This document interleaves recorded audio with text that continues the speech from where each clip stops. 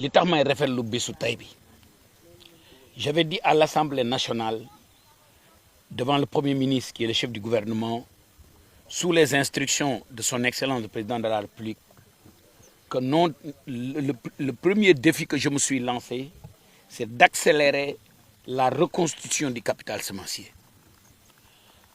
loolu bi mu nekkee suñu objectif dañu dem lëkkaloog les opérateurs et le secteur privé parce que comme ni may wax souvent ma ne baykat yu ndaw yi c'est plus de 80% de la population du Sénégal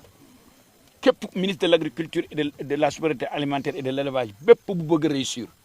di nga jàppale baykat yu ndaw yi di nga jàppale éleveur pastoral yi baykat yu ndaw yi nag seen réussite dafa dépendre bu baax a baax sur la reconstitution du capital semencier raison pour laquelle ma rafetlu lool tey lëkkaloo bi nga xam ne nii ISRA au passage maa ngi féliciter les équipes de l'ISRA sous le leadership du président du conseil d'administration et du directeur général yi nga xam ne nii lëkkaloo nañ ak secteur privé bi lëkkaloo ak opérateurs yi pour accélérer la reconstitution du capital semencier su ngeen xoolee fii 33 hectares la yoo xam ne nii ñeenti variétés lañ ci def ñaari variétés à cycle court ñaari variétés à cycle long maintenant pourquoi le choix de QVS su ngeen xoolee la qualité des sols su ngeen xoolee suuf si dafa xaw a ñuul su ngeen xoolee la maîtrise de l'eau su ngeen xoolee expertise bi gis nga ay ingénieur agronome yu xarañ ñoom ñooy saytu culture bi di ko superviser su ngeen xoolee traçabilité bi nga xam ne nii tey jii son excellence le président de la République su ma woowoon ne ma semence bii fii la jógee ma ne ko kiyee ko bay fii lañ ko bayee conditions yi lañ ko bayee conditions yi lañ ko récolter conditions yi lañ ko stocké loolu mooy tax ñu mën a garantir benn semence de qualité ma profité wu ci occasion bi au nom de son excellence le président de la République au nom du premier ministre au nom de tout le gouvernement mais aussi au nom de tous les peuples sénégalais féliciter ñi nga xam ne nii ndax ñoom ñooy QVS et de profiter de l'occasion pour lancer un appel au secteur privé national gouvernement bi mënta def lépp kii 4 milliards la fi investir gis ngeen leen toutes ces braves femmes qui sont en train de faire travailler moo leen di transporter moo leen di fay par semaine ay sénégalais la utiliser former leen accompagner leen ñuy mbay mu mucc ayib mi loolu moo lay firndeer ne la dëkk bi ñun ñoo koy defar et que reconstituer le capital semencier mi ngi mel su doon mbay mi oto la dama ne semence bi mooy moteur bi te oto bu ma amul moteur mënta daw donc may profiter wu rek di renouveler samay remerciements à l'endroit de QVS engagement public bi may jël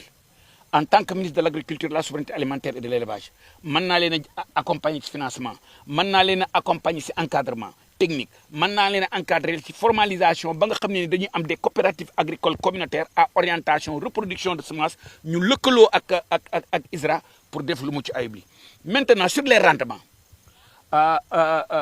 Maguette dafa wax ne directeur général bi dafa wax ne ils ont des rendements qui frôlent les 5 à 6 tonnes à l'hectare ba ne la moyenne nationale c'est 3 tonnes moyenne bi sax Maguette vous allez être très déçu mën naa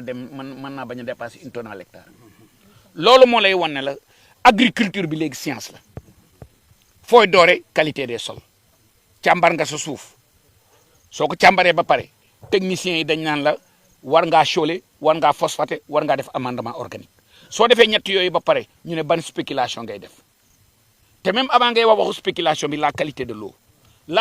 l'eau et la maîtrise de l'eau maîtrise de qualité de l'eau waxuma la qualité de l'eau en seulement en qualité mais aussi en quantité parce que gàncax bi fu mu toll dafa am qualité ndox bu muy soxla dafay am quantité ndox bu muy soxla durant le calendrier culturel loolu moo lay wan ne la c'est maîtrise condition de culture yooyu soo ko defee jox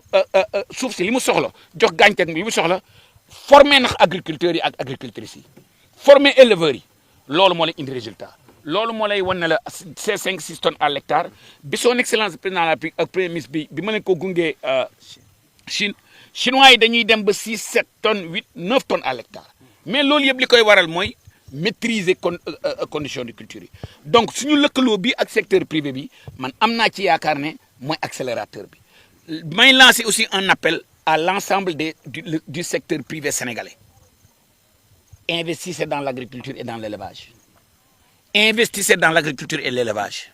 Investissez dans l'agriculture et l'élevage. Si l'agriculture et l'élevage sont faits dans des conditions optimales, c'est rentable. À la jeunesse de notre pays, investissez-vous dans l'agriculture et dans l'élevage. À la jeunesse de notre pays, investissez-vous dans l'agriculture et dans l'élevage. Aux Sénégalais, État mënta def lépp dëkk bi ñun ñoo ko bokk te balaa nga naam ne fa les 1,6 milliard d'euros que nous importons, les 1070 milliards que nous importons xañ na ci dëkk bi yéen ñi nga xam ne tamit yéenay population Kirène bi ak député yi ñu jara félicité ngeen parce que su màggeen ñëwoon ngeen ne ko doo fi toog lii du am. Un appel que je lance aux maires, un appel que je lance aux populations, boole leen seen suuf ak ñi am doole ànd def des partenariats pour def lu mel nii noonu la ñuy créer des emplois aux gens qui ont de l'argent dans ce pays. Ayez le courage d'investir dans l'agriculture et dans l'élevage. Ayez le courage d'entreprendre. Ayez le courage bu leen xaar état rek. J'ai l'impression que des fois le secteur privé dañoo defe ne marché état rek mooy marché kii xaarul état. Qui amul marché état et pourtant il a investi 4 milliards su ko neexoon mu dem Almadies dem defar immeuble 2 milliards 3 milliards ak suma juumul avec 4 milliards tu peux faire 4 immeubles mais defu ko mais 4 immeubles yooyu mënta employer ces milliers de femmes là. En tout cas li fi may daaneel rek mooy je suis extrêmement satisfait de ce partenariat. mooy rek ñu que xaw ma beneen carré mais kaaw QVS bi nañ leen bàyyi ñu continuer bàyyi nañ leen bàyyi ak suuf si ñu continuer utiliser suñu mbokk suñu jigéen ñi su ngeen xoolee aussi qualité suuf bii fi nekk xool leen ko nii lii du pour habitat lii suufu ban la du pour habitat bàyyi leen QVS mu bàyyi mbayam bàyyi leen QVS mu continuer jàppale Sénégal pour ñu reconstruire le capital semencier c'est moi ce que je demande. Ministre bi ci maanaam yéeweenam ak mbaaxam. ne ñu dama bëgg reconstituer le capital semencier parce que xam na ni loolu moo jiitu ci wàllu mbéy ñu nit ñu rafetlu invitation boobu fas yéene effectivement participer ci donc ISRA moom mooy tàmbali liggéey bi léegi ISRA moom bu tàmbalee liggéey bi ba pare dafa soxla ñu mu lënkalool pour mën a multiplier la semence ñun foofu la ñuy intervenir donc fii ci ferme bi fii def nañ fi 34,5 hectares de semences bu ñuy multiplier mu nekk ñeenti variété ñaar cycle court ak ñaar cycle long moom la ñu tàmbali ci mois de mai tey jii nii ñu fekk ñuy récolter léegi bu ñu buddee gis ngeen performance yi parce que mbéy am na condition yooyu teg maanaam liggéey suuf bi di nga ko war a liggéeyee maîtriser ndox bi am itinéraire technique bu jaar yoon mun nga am yaakaar ne di nga am li nga ci séntu et wax dëgg yàlla loolu lañ ci gis parce que en moyenne fii exploitation agricole yi dañuy génne 3 tonnes vert à l'hectare ñun yàlla dimbali lañu bi ñu jaaree ci yoon boobu dinañ dem ba 6 diggante 5 ak 6 tonnes à l'hectare. te loolu gerte la nga leeral ko. gerte la waaw gerte la 5 à 6 tonnes te am na maanaam dañ ci dugg rek mais buñ ci continuer nii xuus tuuti incha allahu rabbi yaakaar naa ne mun nañu romb foofu te bu soobee yàlla dinañ ko romb te buñ ko rombee ça veut dire que liñ doon xaar pour mëtale reconstituer capital semencier bi day gën a gàtt mooy li ministre bi doon wax maanaam accélérer processus bi comme dafa nekk loo xam ne maanaam mënut a ñàkk il faut que vraiment bu ñu defee noonu jombul ministre bi am na ñeneen ñoo xam ne tamit comme ñun dugal nañ seen loxo bu soobee yàlla bientôt incha allah